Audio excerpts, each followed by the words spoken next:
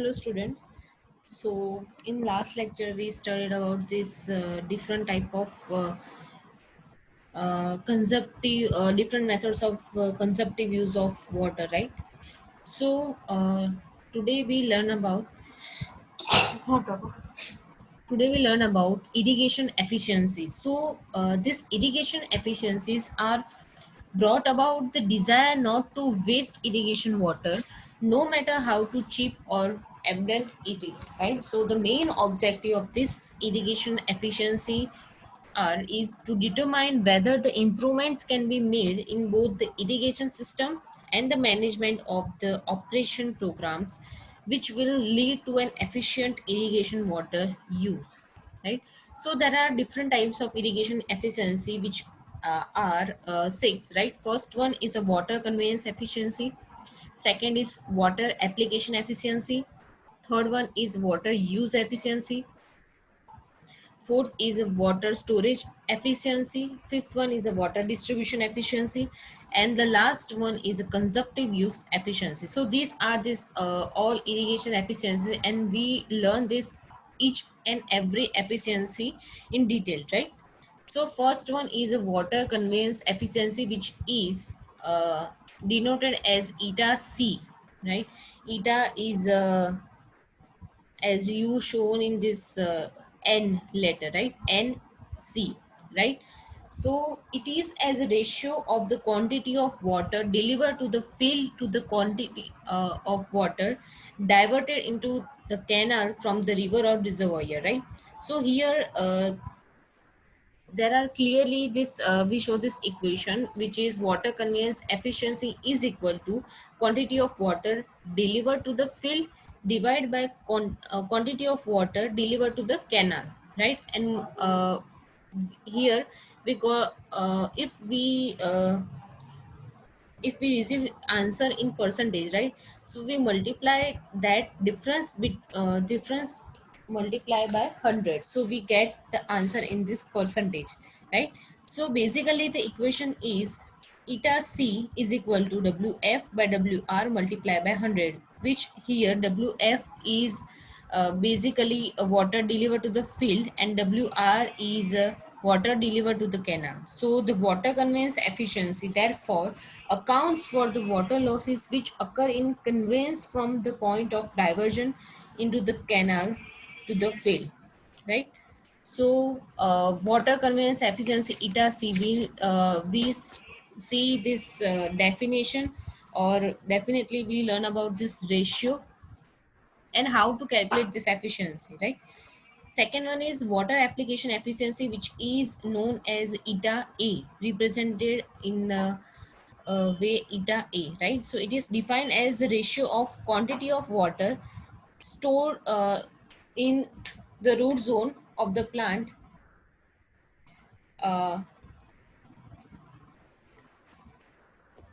and the of the plant to the quantity of water delivered to the field, right? So the water application efficiency is equal to quantity of water stored in the root zone divided by quantity of water delivered to the field, and multiply by 100, right?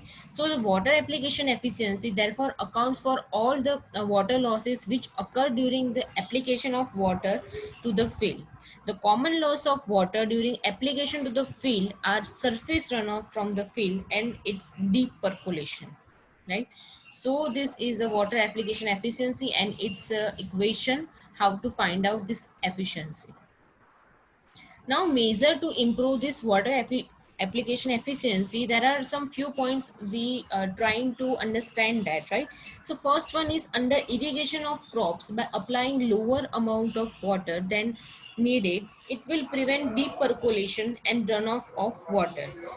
Second is proper land leveling and grading is necessary. Proper selection of irrigation methods according to the crops, soil types, and water topography and a climate condition, right? Because there are different crops require different types of consumptive use of water, and also the climate conditions also affect this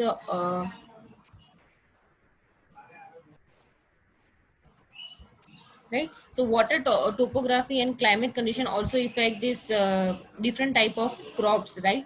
So there are we need this proper selection of irrigation method according to this different types of crop, soil types, different topography, and climate conditions, right? Next is smaller size stream needs a longer times and deep percolation of water. On the other hand, bigger size stream makes effective control of flow, diffuse, and may cause surface runoff. So the size of the stream requires to be desired based on soil types, method of irrigation, length of water run, and depth of water to be applied. So these all are matter while measure while we improve this efficiency, right? So what is that which is basically based on soil type, method of irrigation, length of water run, and depth of water to be applied. These all are the basic name which will be much needed to for improvement of efficiency, right?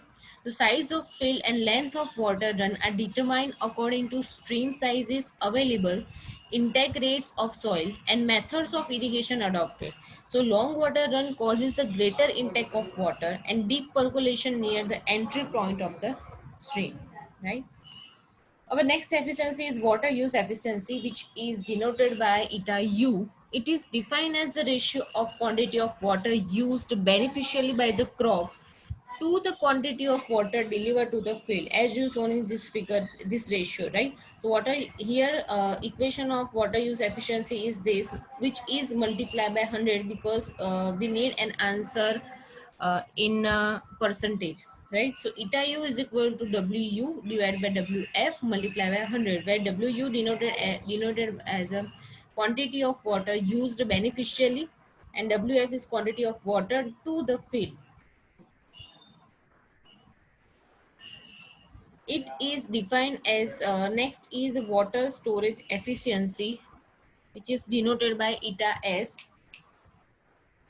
It is defined as the ratio of quantity of water stored in the root zone during the irrigation to the quantity of water, right? So in that, a water needed to bring the moisture content of the soil to the field capacity, right? So the water storage efficiency find equation of this, find out this water storage efficiency is quantity of water stored in the root zone divided by quantity of water needed to bring the moisture to the field capacity, and also multiply by 100 because we needed answer in this percentage term, right? So eta u is equal to ws by wn multiplied by 100, right? Where wn is equal to field capacity minus available moisture content in the soil prior to the irrigation. Our next efficiency is water distribution efficiency, and it is denoted by eta D, right? So it is determined from the following relation, which is eta D is equal to bracket 1 minus y divided by D multiplied by 100, where y is equal to average deviation in the depth of water stored, and this d small d is equal to average depth of water stored in the root zone. So water distribution efficiency of 80% means that the 10% of water was applied in excess, and consequently 10% was.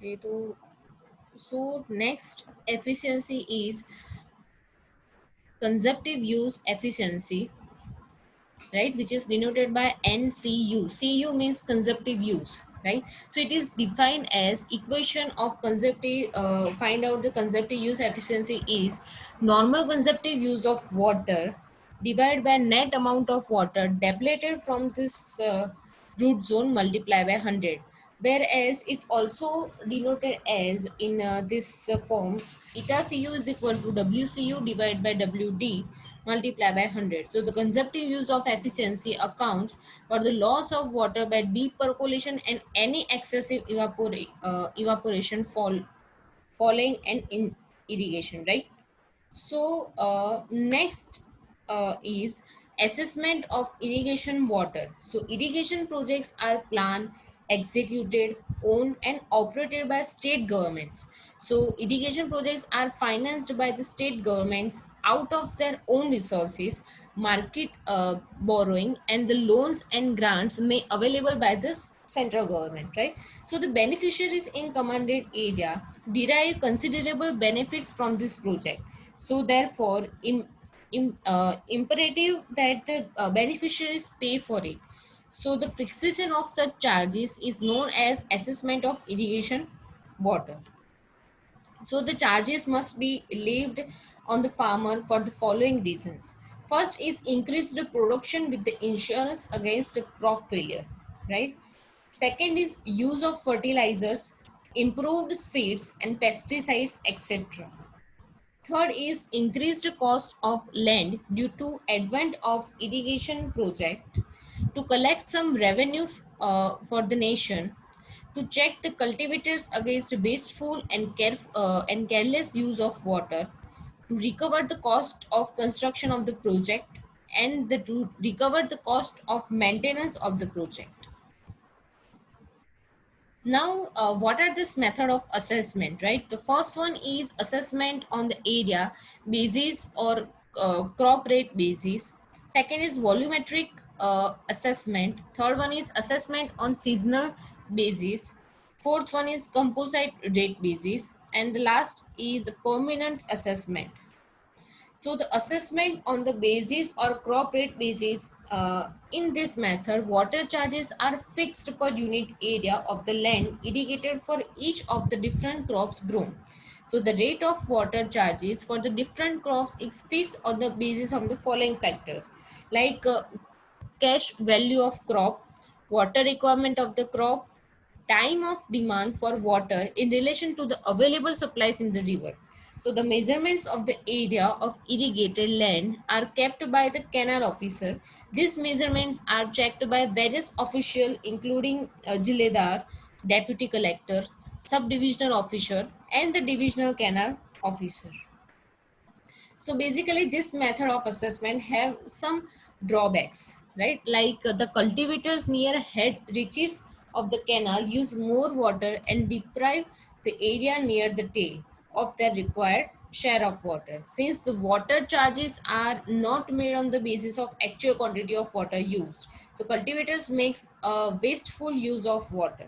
Cultivators are tempted to over irrigate limited area rather than the bringing more area under irrigation by judicious application of water. Second assessment method is volumetric assessment. In this method, water rates are charged on the basis of actual volume of water supplied to the cultivators. Essentially, it requires installation of numerous water meters at all the outlets in the canal system. So this will be an ideal system under which the irrigator has an incentive for economic use of water. However, this method has also some shortcomings. Uh, like it is necessary to install numerous water meters on the irrigation outlets scattered all over the channels, right? Maybe this will be very costly, right? It is difficult to maintain these meters. A whole time staff is needed to keep record of this meter, and this meter may not work on small heads at the outlet. So the initial cost is very high. Silt and debris may obstruct the flow through the meter outlet.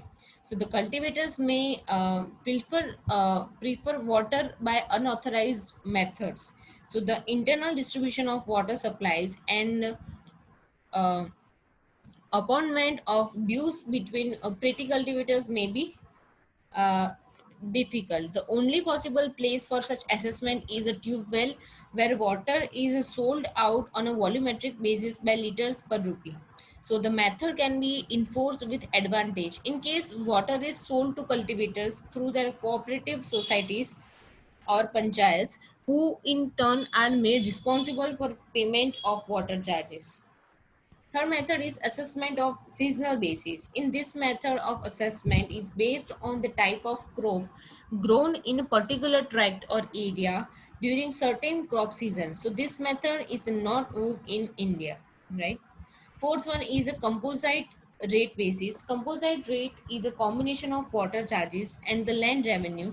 Since in this method, cultivators pay a consolidated levy. This method is also known as consolidated assessment. However, this method is also not common use except in some state where it is preferred to collect both the revenues together. Fifth one is permanent assessment. This method is also known as betterment levy. The cultivators in particular area may have their own source of water supply. Under ordinary conditions, they may not use water from a canal which has been aligned in that area to protect it in a drought period. So the farmer of that area are levied at fixed at every year during due to such provisions. Such a levy is known as a betterment levy.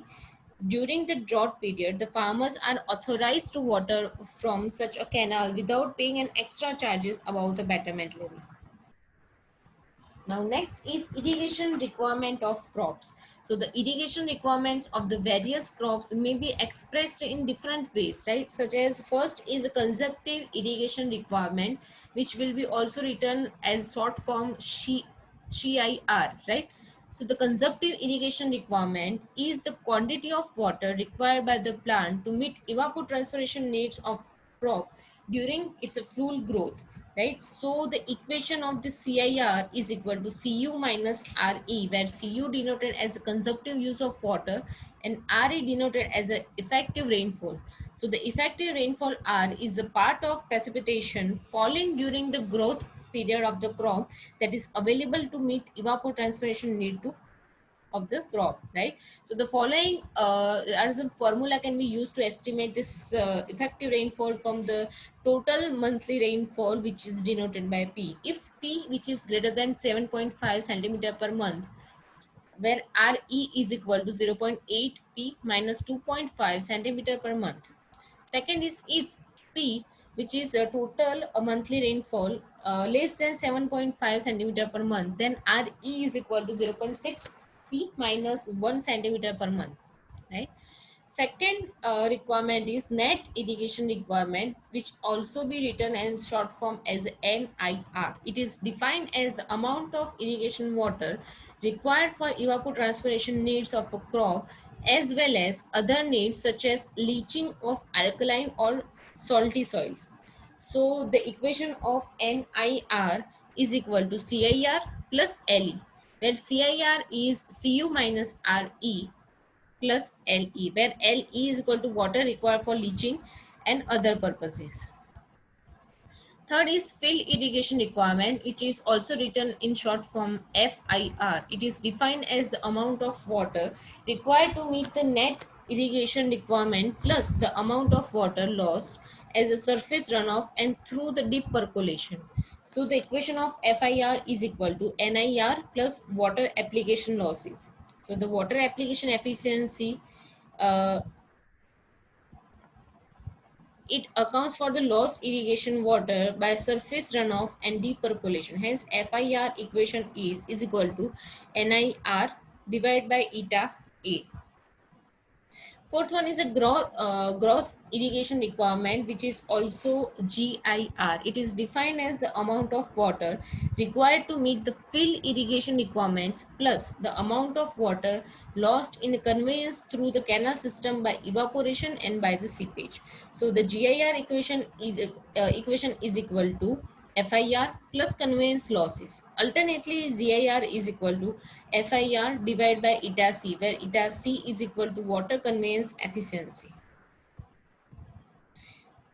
Right. So here we ended up this lecture here. If you have any doubt or questions regarding this lecture, so you inform me through this phone or easily contact me. Right. So thank you.